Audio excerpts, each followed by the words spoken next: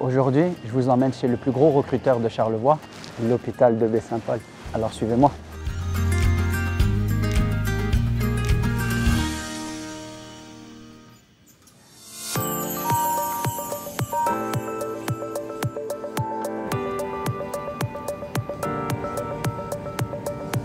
Bonjour, je vais te demander de te présenter. Je m'appelle Touria Wanko, je suis d'origine marocaine. Je réside ici dans Charlevoix depuis 20 ans. Je suis une maman de 2 enfants. Je travaille dans le sud de la capitale nationale depuis 17 ans. Je suis obligé de le marquer parce que la première fois que je t'ai rencontré, c'était au téléphone. Et je me souviens qu'on m'a dit que tu vas parler avec Touria, d'origine marocaine. Et quand je t'ai eu au téléphone, j'entends cet accent québécois. Voilà, on ne parle plus d'intégration. Tu t'en souviens même plus, mais moi, ça m'a vraiment beaucoup marqué. Parce que... Mon mari vient d'ici, donc tu n'as pas le choix de prendre l'accent charlevoisien. Comment s'est passé la première fois? Est-ce que tu as le souvenir de comment s'est passée ton arrivée? La première fois que je suis arrivée, moi, je suis arrivée quand même dans le printemps, donc le 11 mai 2003, que je me rappelle de la date exacte. Quand je suis arrivée, il y avait encore de la neige dans la Baie-Saint-Paul. Je suis arrivée, écoute, la langue, c'est plus ma langue. Les familles étaient très accueillantes. La famille de mon mari est très accueillante. Il y avait comme un rassemblement. Toute la famille était contente de me voir. Mais c'est un dépaysement assez pertinent, là, que tu vois plus ta famille, que tu vois plus ta langue, t'entends plus ta langue, puis tu vois toutes des personnes qui sont différentes de ton milieu, de ta culture et tout ça. Comment ça a été ton premier hiver? Le premier hiver, c'était un hiver qui était très difficile. Donc, le froid, donc je m'habillais beaucoup de pantalons, beaucoup de gilets, puis je pensais que je passerais jamais à travers ce froid-là. Écoute, des moins 30, des moins 25, c'était très, très, très difficile pour moi. Puis j'ai pensé que je ne m'adapterais jamais à ce froid-là. Donc, ça a été difficile, le premier hiver, très difficile. Et aujourd'hui, du coup? Aujourd'hui, bon, je pratique des sports d'hiver, donc j'accompagne mes enfants qui jouent au hockey, qu'on est toujours dans les arénas. L'hiver est plus plaisant aujourd'hui qu'avant. Même des fois l'été, j'ai hâte à l'hiver qui arrive. Puis la première neige, je suis autant excitée que les enfants. Je regardais tantôt ce matin nos chiffres et je me suis rendu compte que le SUS de la capitale nationale, ici présent dans Charlevoix, était notre plus grand recruteur à l'international. Donc je voulais vous poser la question, mais pourquoi avoir recours au recrutement à l'international? Actuellement, vous savez, les besoins en santé sont énormes.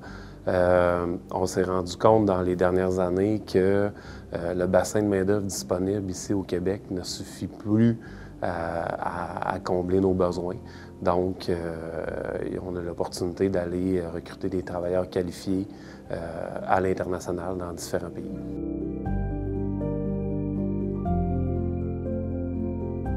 À partir de 2019, on a pris un virage où on a commencé à faire vraiment des missions de recrutement. Ça évolue quand même assez rapidement. Actuellement, là, on suit près de 500 travailleurs temporaires. Là, je vous parle dans tout le CIS de la capitale nationale, mais on suit environ 500 personnes qui ont un permis de travail temporaire. C'est-à-dire qu'on va les accompagner jusqu'à la résidence permanente et les étapes subséquentes. Pour revenir dans ton milieu de travail, on sait que tu as été infirmière dans ton pays et que pour arriver ici, il y a toujours cette difficulté de reconnaissance des acquis. Comment ça s'est passé pour toi? Mais je n'étais pas infirmière dans mon pays. Dans mon pays, je faisais le cours de notaire. Donc, il me restait, j'avais fait des cours universitaires, puis il me restait 2 ans pour finaliser mon cours. Puis j'avais l'impression que je pouvais continuer mon cours de notariat ici au Québec, mais malheureusement, quand je suis arrivée ici, c'était comme très difficile de faire les équivalences parce que vous savez qu'au niveau de la notaire, c'est les lois, c'est les droits qui sont différents. C'est des métiers spécifiques, réglementés. Oui, exactement. Puis c'est basé sur la religion islamique un peu, dans les droits, puis dans les séparations d'héritage, dans plein de choses. Donc, moi, quand je suis arrivée ici, bien, quand j'ai fait la demande des équivalences qui a duré 3 mois, bien, ils ne m'ont pas reconnu mes cours d'universitaire, puis ils m'avaient dit de recommencer vraiment mon cours dès le début. Donc, il fallait que je fasse mon cégep, puis après ça, l'université, si je veux continuer au niveau de notaire. Donc là, il fallait que je m'oriente autrement. Si je veux aller au cégep, pour le notaire, il fallait que j'aille dans le Québec. Il fallait que je sorte de la région pour aller à Québec, puis à l'université à Québec, ce qui était difficile pour mon mari qui était quelqu'un de la région, de la place. Donc là, il fallait que je m'oriente autrement. C'est pour ça que j'ai choisi ce métier-là, que je ne regrette pas non plus, que je pratique depuis 17 ans et que je suis contente de le pratiquer.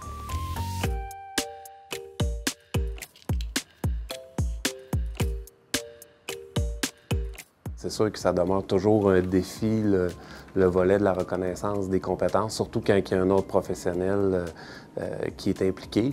Et il y a quand même plusieurs types d'emplois dans le réseau de la santé qui requièrent d'être membre d'un autre professionnel. Donc, on regarde les possibilités. Dans le fond, nous, lorsqu'on va recruter à l'international, on part toujours avec l'objectif qu'on voudrait que la personne puisse travailler dans sa profession. Par contre, dans certains cas, ce n'est pas toujours possible dès le début, mais ça demeure toujours l'objectif.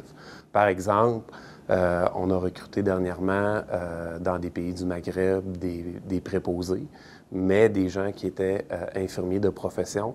Et au fur et à mesure des derniers mois, on a pu travailler avec l'Ordre des infirmières pour développer un programme d'intégration à la profession dans nos milieux ici et redonner accès à la profession, permettre l'accès à la profession à ces gens-là. Vous avez utilisé le terme défi. Est-ce qu'on peut dire que la reconnaissance des acquis des diplômes reste le défi majeur dans le recrutement à l'international pour vous? C'est un défi qui est majeur, effectivement. Il y a quand même d'autres défis. Les démarches d'immigration, c'est pas toujours facile non plus. T'sais, nous, on recrute beaucoup les gens qui parlent bien français. On n'a pas le choix. Les gens sont en contact avec la clientèle, c'est important. Par contre, on sait, on n'a pas les mêmes expressions, on n'a pas le même débit. Les choses qui étaient plus difficiles, c'est vraiment des mots typiquement charlevoisiens, que des fois que je ne comprenais pas avec la clientèle ou bien avec mes collègues. Mais ça, avec le temps, j'ai apprivoisé tous ces mots-là.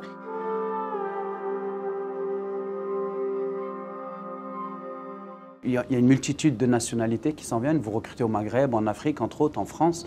Est-ce que cette diversité amène des changements au sein de l'entreprise? Est-ce qu'il y a un management différent à faire? Il n'y a pas un management différent. Par contre, c'est certain qu'il faut s'adapter aux différentes cultures. Nous, on y voit une opportunité plus que des problématiques. En fait, c'est un mélange de différentes cultures, donc ça devient intéressant.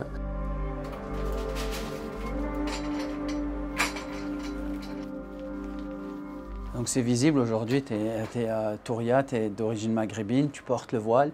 Comment est-ce que tu es perçue par la clientèle, les patients, quand ils arrivent ici? Bien, je vous dirais que la clientèle âgée, ils pensent que je suis une sœur. Donc, je porte... Ils me disent toujours « Ah, une petite sœur qui nous soigne. » Tu sais, ici, c'est... Mais là, je leur dis, ben non, je ne suis pas une petite sœur, mais je porte le voile pour... Puis là, je l'explique. Mais il y a beaucoup de gens qui reconnaissent que je porte un voile, puis là, ils me disent, pourquoi vous portez un voile? Ils me posent des questions, pour quelles raisons? Mais c'est des gens qui sont curieux, mais ils ne sont pas... Je sens pas par la clientèle, tu sais, l'approche, la communication, le toucher, puis je comprends. C'est ça fait toute la différence que les gens ne voient pas d'autre chose que ce que tu fais comme soin, que tu fais comme aide au niveau de sa santé, puis ce qu'il a besoin. Donc, moi, j'ai beaucoup de gens qui me disaient merci beaucoup parce que j'avais une idée différente des femmes voilées, mais vous l'avez tout à fait changée. Puis ça, là, ça me fait vraiment un baume sur le cœur à chaque fois que j'entends ça.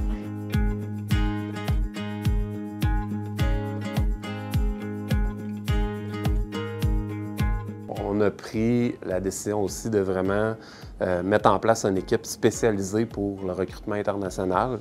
Pas tant pour les activités de recrutement, mais plus l'accompagnement de ces gens-là, toutes les démarches administratives, toute la préparation aussi avant l'arrivée de ces gens-là ici au Québec. Donc, de s'assurer qu'ils sont fin prêts à faire ce grand changement-là. Il y a un avant, il y a un pendant, il y a toujours un après. Effectivement.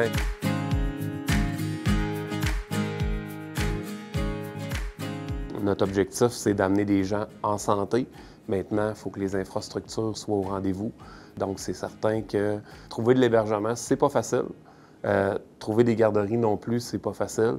Je pense que c'est les deux gros enjeux qui nous restent là, présentement sur Charlevoix. On a quand même fait un pas intéressant avec le transport au niveau de mobilité collective. Charlevoix, là, qui a quand même une offre de service pour assurer du transport. Mais le volet de l'hébergement et des garderies, ça demeure un grand défi. Je vous dirais, on a encore une fois nos partenaires là, qui travaillent avec nous. Le service d'accueil des nouveaux arrivants. Le service d'accueil des nouveaux arrivants dans Charlevoix. La MRC de Charlevoix. La MRC de Charlevoix, on mobilise les partenaires. Quand je suis arrivée au début, il n'y avait personne.